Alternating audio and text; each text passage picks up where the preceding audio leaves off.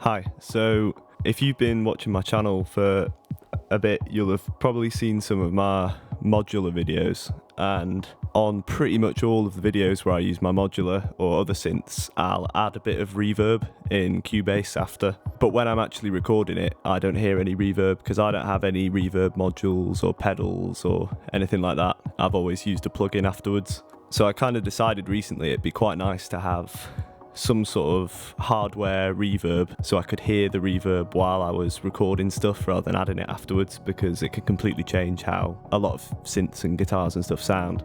I was also already planning to buy this new mixer, the Soundcraft mixer, because the mixer I was using before was very noisy, so I couldn't record through it, whereas I'm actually recording my voice through it now, and it's really low noise, and it's also, I think it actually sounds better because it's got a proper channel strip. So yeah, I wanted to upgrade my mixer, and I knew this mixer had 2 stereo sends and some stereo returns, so I'd very easily be able to sort of incorporate a reverb into stuff I was recording.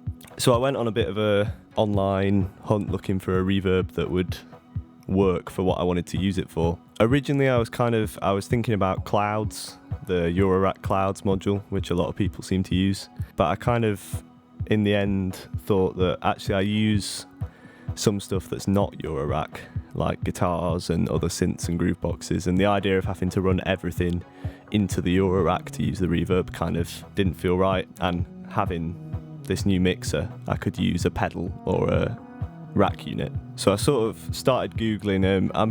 I know quite a bit about sort of reverb guitar pedals and stuff. I stumbled across a few people recommending a QuadraVerb, and I'd seen people using this before. I think Heimbach uses one. You see some hype about them. So I found a YouTube video which was sort of a demo of various presets on the QuadraVerb. I'll leave a link below to the video. He was playing a bass line from Selected Ambient Works 1 by Aphex Twin through the QuadraVerb. That's probably in my top 3 albums of all time, so I was interested to see how close it could get.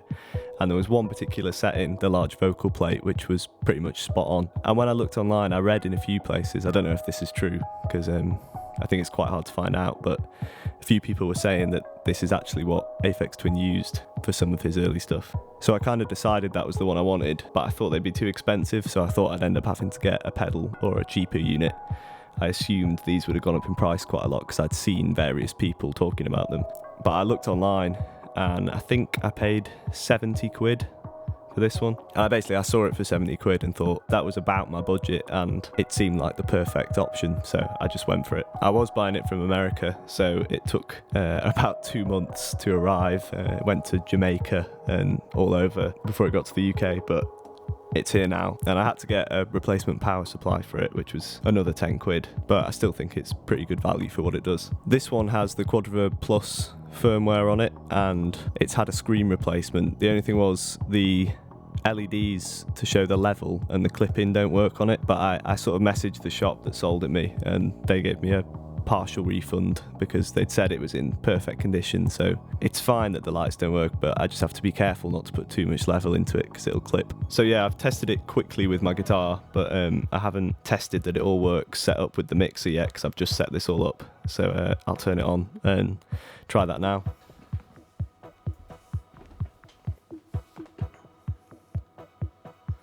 Okay, so it's turned on.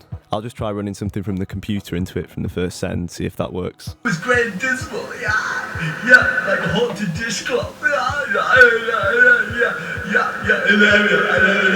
I've had a few, so it's alcohol, So, listen, I've just had a virtual contract map with Jeff Linton, the Jeff Linton, un problema significato regarding pencil cases, he's got fudgy knickers about brand recognition and market placement. Exactly. He wants him to be aspirational with a hint of science fiction. So you need to inflate the thought space. So yeah, all seems to work. The benefit of having it on one of these stereo channels is I can actually run it into itself, so I can also get feedback, which is what I did towards the end of that. That setting that it's on is actually the large vocal plate setting. I've got rid of the dry signal, so it works better as a send, and I've slightly adjusted the EQ, but other than that, it's the standard large vocal plate setting, which is the one that seemed to get so close to the Selected Ambient Works sound. So I'll maybe try running a few more things through it to round off the video, and I'll maybe do another video sort of going through how to edit it and look through the programs as well once I've learned a bit more of it. But just as a quick first look at it, I'll run some more things through it, try a few other presets, see how it sounds.